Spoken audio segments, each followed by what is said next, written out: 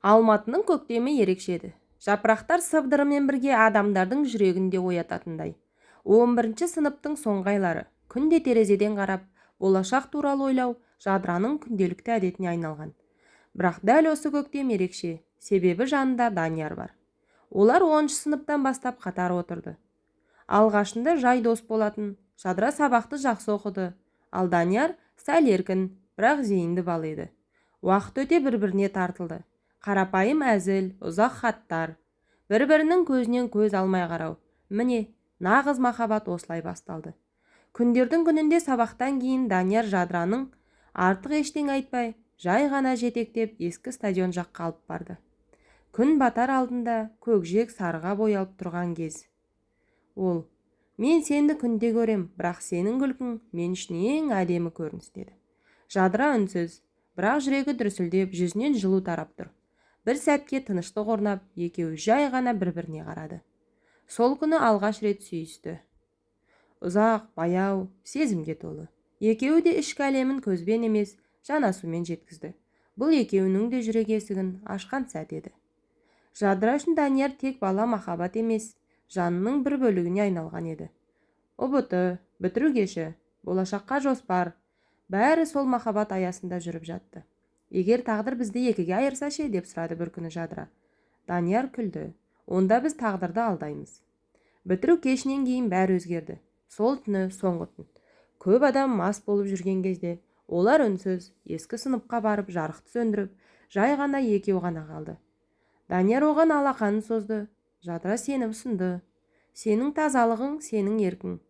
Бірақ сен оны маған сеніп тапсырсаң, мен сені өмір бойы жадымда сақтаймын." Жадыра үндемеді, оның көзі келісмеді. Сол түні алғаш рет екеуі бір-біріне толықтай ашылды. Данияр Жадыраны ақырын шешіндіріп, әр жанасуында: "Қорықпа, мен саған арлық емес, тыныштық сыйлағым келеді" деді. Жадыраның денесі дірілдеп тұрса да, жанында болғаны ең қауіпсіз мекен еді. Екеу бір толқын, бір сезім, бір ырғақ. Төсекте емес, жүректе тоғысқан сәт. Сол түні Жадыра тазалығын жоғалтты, бірақ жанына махаббат орнады. Бітіру кешінен кейін бәрі тым жылдам өзгере бастады. Жадыра ауылдағы ата-анасының үйіне қайтты. Данияр болса Алматыда қалып, инженерлік оқуға түсті. Алғашқы күндері күнде хат, ұзақ сөйлесулер, дауыс жіберулер, сағыныш әр сөзінен сезілетін. "Мен сенсіз ұйықтай алмаймын" деп жазатын Данияр.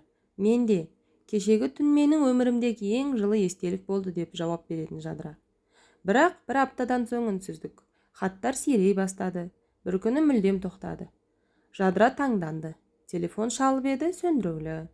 Хабарлама жазса, еш өзгеріс жоқ. Алғашқы күн 3 күн уайым, бір апта күдік, 2 аптадан соң көз жас. Жадыра, мүмкін телефоны жоғалды, мүмкін бір жағдай болды, мүмкін мені ұмытты. Айлар өтті, ол университетке түсті. Жаңа қала, жаңа өмір, бірақ жүрегінде бос орын. Данияр кеткен жер сол күйі жабылмады. Бірде әлеуметтік желіде кездейсоқ көріп қалды. Данияр бір қызбен суретке түсіпті, құшақтасып, күліп тұр. Жадыраның жүрегі шым етті.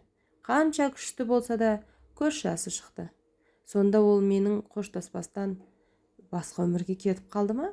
Уақыт бәріне емші емес. Кейде ол тек үйренуге көмектеседі. Жадыра жаңа өмірге бейімделді. Университет, жаңа достар, ара-тұра бір кездесулер. Бірақ ол енді ешкімге жүрегін толық аша алмады. Өйткені ол жүректің бір бөлігін сол кеште қалдырып кеткен еді. 4-ші курсқа шыққанда Жадыраға бір жігіт сөз салды. Ұзақ ойланып барып келісімін берді. Ата-анасы разы. Жігіт жақсы, жұмыс істейді, отбасыға адал. Той өтті, барлығы бақытты. Бірақ Жадыраның ішкі дауысы анда-санда сыбырлап тұратын. Егер Данияр бәрін басқаша істегенде ше? Күйеуі жақсы адам, бірақ Жадыра шынайы сезімді тек бір рет сезінген. Ол махаббат оты емес еді, ол бүтін өмірі болатын. Кей түндері күйеуінің жанында жатып, қараңғыға қарап тыныш жылайтын.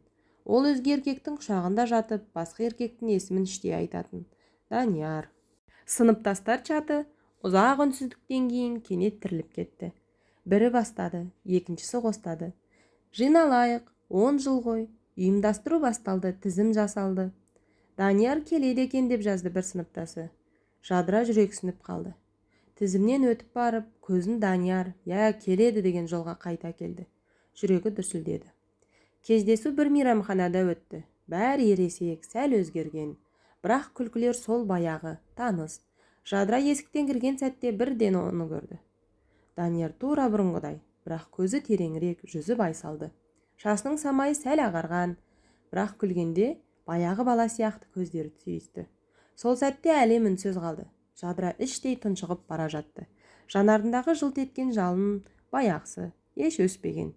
Бар мамандасты, қол алысты. Қолдары түйіскен сәтте екеуі де сәл тоқтап қалды. Денеден тоқ өткендей. Қалғалай, деді Данияр жай ғана. Жақсы, сен ше? Мен де. Кеш бойы олар алыстан қарап отырды. Басқа сыныптастар сөйлеп, бір-бірімен әзілдесіп, ән айтып жатқан. Бірақ Жадыра мен Даниярдың арасы үнсіздікке толы болды. Жанармен айтылған мың сөз тілмен айтылмады. Кеш аяқтала бергенде сыртқа бірге шықты. Данияр, біраз жүресің бе деді. Жадыра бас изеді. Түнгі Алматы, сәулелі көшелер, ескі саябақ, екеуі баяу жүріп келе жатты.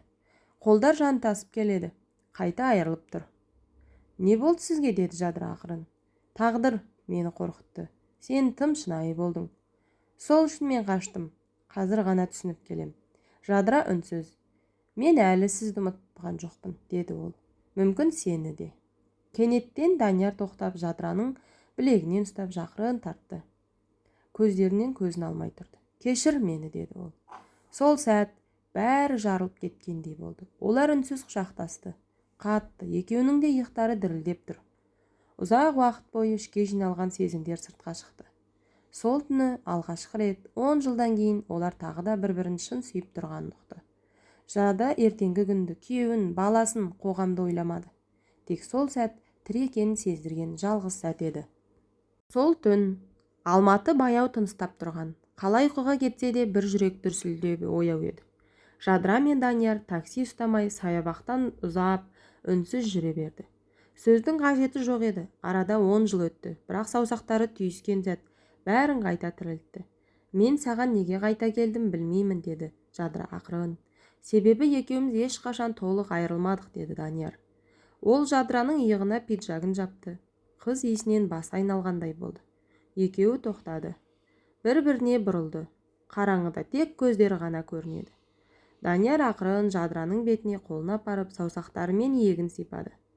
Тоқтайық, деді Жадыра әлсіз үнмен. Бірақ өзі алыстамады. Данияр оны жай сүйіп қойды. Еріндерінен емес, маңдайынан. Сол сәтте Жадыра жылады. Баяу, үнсіз. 10 жыл бойы мен сені ішімде сақтап келдім, деді ол. Данияр оның көз жасын сүйді. Сосын ерінен ақырын, тыныш қимылмен сүйе бастады. Ұзақ, шынайы. Олар бірге жалдамалы қонақ үй бөлмесіне кірді. Екеуі де үнсіз. Бірақ көздерінде от жанып тұр. Есікті жапқаннан кейін уақыт тоқтағандай болды. Данияр Жадыраның жейдесін шешіп, иығынан бастап ақырын сүйіп жатты. Әр жанасу кешірім, сағыныш, ыстық сағыныштың қайтарым еді. Жадыраның терісі оттай жанып тұр. Ол да Даниярдың жейдесін шешіп, кеудесіне басын қойды. Кеудесінде соғып тұрған жүрек таныс ритм, бұрынғыдай. Қазір ештеңе ойлама, деді Данияр. Тек мені сез. Олар төсекте жай жатпады, жан тәнмен қайта табысты. Әр қимылдары ұзақ, бірақ шексіз, құштарлықпен өрілді. Жадыра алғаш рет 10 жылдан кейін өзін әйел сезінді. Данияр бұрынғы бала емес. Енді ол әйелдің тәнін ғана емес, жанында сүйе білетін еркекке айналған. Түн ұзаққа созылды. Терезеден ай жарығы төгіліп, олардың денесіне төгілді. Құшақтар, ыңырсыған дыбыстар, бір-бірін қайта ашу. Олар бір-бірін тап осылай сүймеген. Бұрын ешқашан. Таңда Жадыра Даниярдың кеудесіне басын қойып жатқанда, осы сәтті жүрегімнің түбінде сақтаймын, деді. Бірақ менің кетуім керек, Данияр. Білемін. Мен сені қайта жоғалтуға дайынмын. Бірақ сені сезбей өмір сүруге дайын емеспін. Олар үнсіз қоштасты.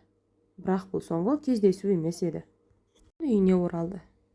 Түнгі бөлмеде жарық сөніп тұрса да Жадыра ояу. Қасында күйеуі, терең ұйқыда.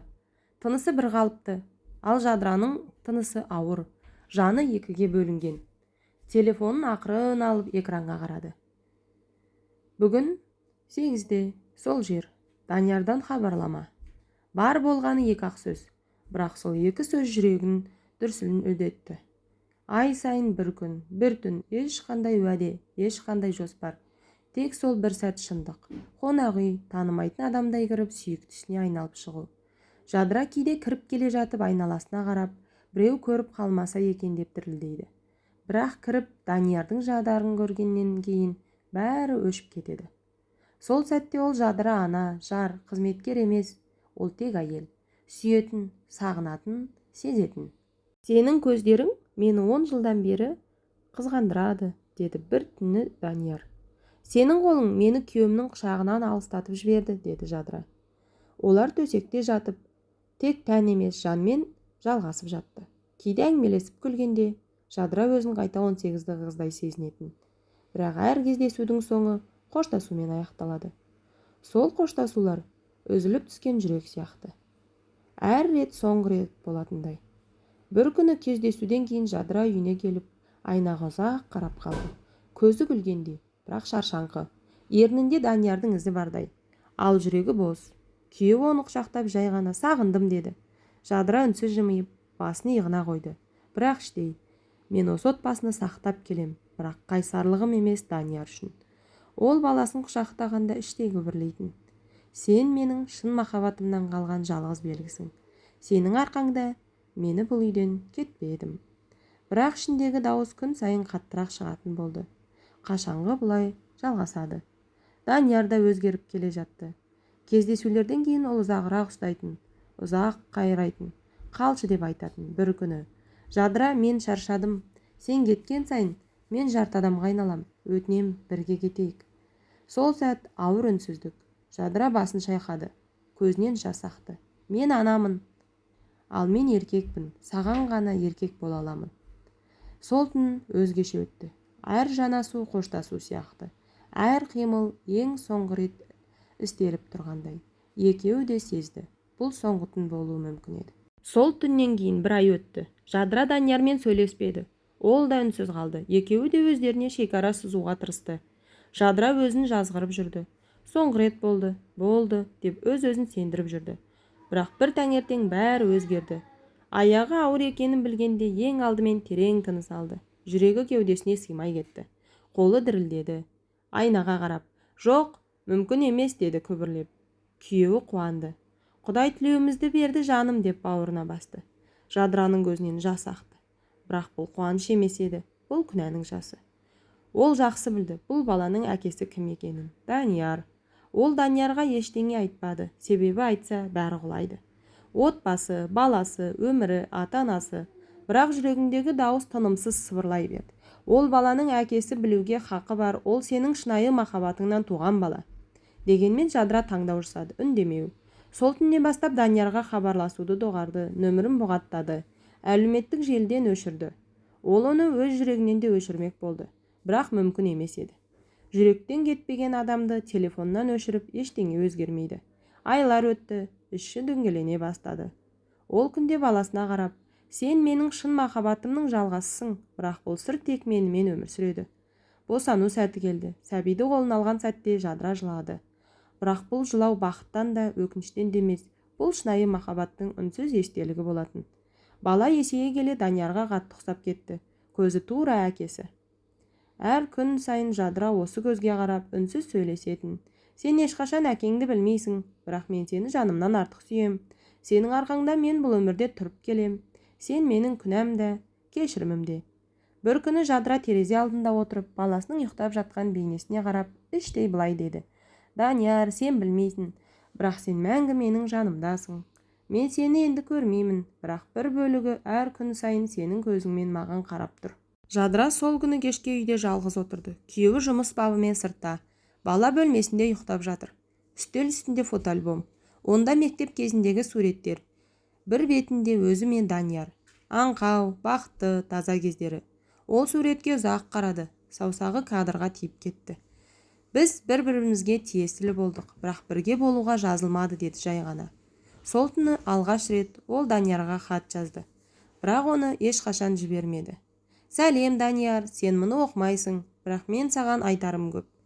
Сен менің жүрегімдегі өшпеген жалғыз жалынсың. Мен өз отбасымды сақтап қалдым. Бірақ оны құтқарған мен емес, сен болдың.